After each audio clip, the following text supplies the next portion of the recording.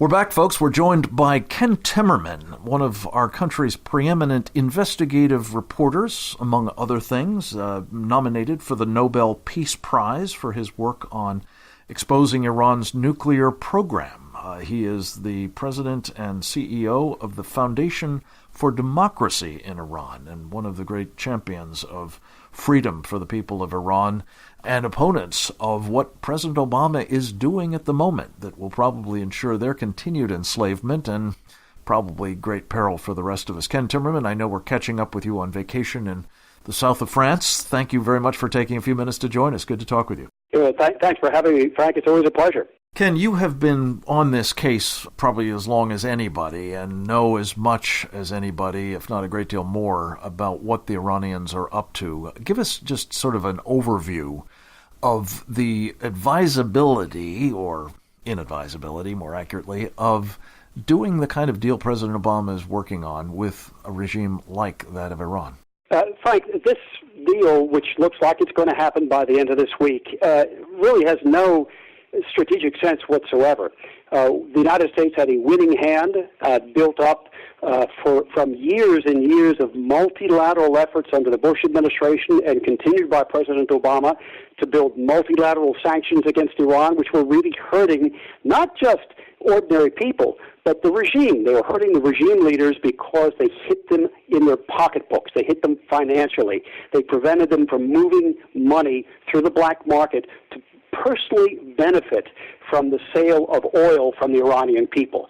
So we discarded all of those winning cards, just cast them aside to get nothing, or actually much worse than nothing. We got a guarantee that Iran will have the bomb further on down the line. Yeah, and quite possibly not so far down the line. The president's talking about 10 years perhaps, but it certainly seems to me as though it's almost certainly more imminent than that. Ken Timmerman is our guest, an investigative reporter, a best-selling author many times over. His latest book is Dark Forces, The Truth About What Happened in Benghazi. Ken, I wanted to sort of pick up on your general observation that this is a strategically misbegotten enterprise by asking about a couple of particulars. You are a student of what the Iranian regime has been doing to engage in terrorism, jihadism, violent jihadism around the world. In fact, that is a very important theme of your book, Dark Forces, The Truth About What Happened in Benghazi. But you've also been a witness, expert witness, in a trial, or perhaps more than one, involving those who believe that Iran was implicated in the 9/11 attack. This has gotten very little attention, maddeningly. Talk a little bit about the facts there and how it bears on what we might be doing if we wind up giving the Iranians still more money, some of which will get into these kinds of hands again. Yeah, well, that's right. I think one of the reasons there's been so little information put out about Iran's material involvement in helping al-Qaeda in the 9/11 attacks is because of the administration's misbegotten negotiations. They don't want this information to come out. They're doing everything they can to discourage reporters. For years, the CIA was telling people who were looking into this that it was not true, that there was no information to justify it. Recently, the CIA has, in fact, changed their tune. I was sitting in an undisclosed government location in Virginia about a year and a half ago with somebody who worked for the Director of National Intelligence who told me personally that they had reopened their investigation of Iran's involvement in 9/11 in part because of the Havlish case, because of the judgment handed down by a New York District Court judge in December 2011 that found that Iran had provided material assistance to the hijackers, specifically had helped them get in and get out of Afghanistan through Iran without any stamps on their passports because they had fresh Saudi passports with U.S. visas on them. If they'd had that visas that had stamps going into Afghanistan or Pakistan, they wouldn't have been able to get into the United States. Second of all, we presented evidence that Iran helped actually train the pilots on Boeing 757 and Boeing 767 aircrafts, which the Iranians did not have, but they bought a flight simulator specifically for that purpose. So, Ken, there's no question in your mind, obviously, or in, for that matter, the mind of the federal judge in this case, that this 9/11 attack fits a long string of violent actions against Americans going back to literally the dawn of the Islamic Republic of Iran. Is there any question in your mind that there will be more of these kinds of attacks, given the nature of the regime, given its rhetoric, if they are in fact given the latitude and perhaps the resources to do still more of this sort of violence against us?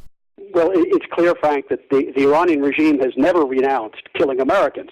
They've been killing us in Iraq. They've been killing us in Afghanistan through their allies, the Taliban.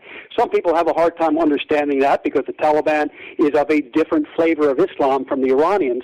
But here's the thing. When it comes to killing Americans and killing Jews, the Wahhabi Sunnis and the Shiite Iranians get along just fine.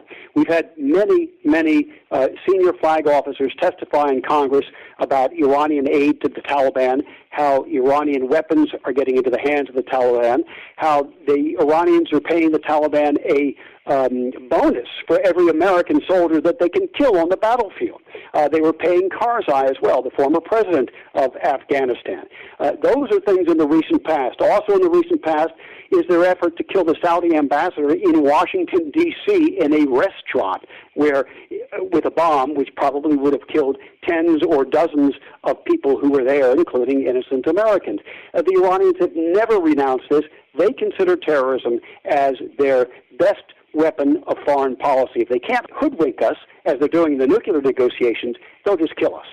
And Ken, just to sort of summarize all of this, looking at these negotiations and knowing the kind of people who are across the table from us, is there any basis for believing, that, as the Obama administration seems to do, that it can compartmentalize these conversations with the Iranians and the effort to reward them with tens of billions of dollars, including perhaps a signing bonus of $50 billion, for just coming to an agreement on the arms piece, the nuclear arms piece, and have no impact whatsoever on their terrorism, on their attacks on us, on their attacks against Israel and subversion in the region more generally? I mean, is this remotely plausible given what you know about Iran?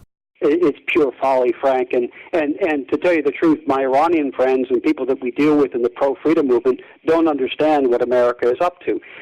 Sure, Iranians would love to get out from under sanctions. All Iranians would love to get out from under sanctions, but most of those who care about the freedom of their country and of their countrymen understand that those sanctions are aimed at the regime and are very important at weakening the regime. We lift the sanctions, we enhance the regime, we legitimize the regime, we give them more power, and obviously they're going to keep on doing what they've always done when they had sanctions on them. They're going to do it even more with the sanctions relieved.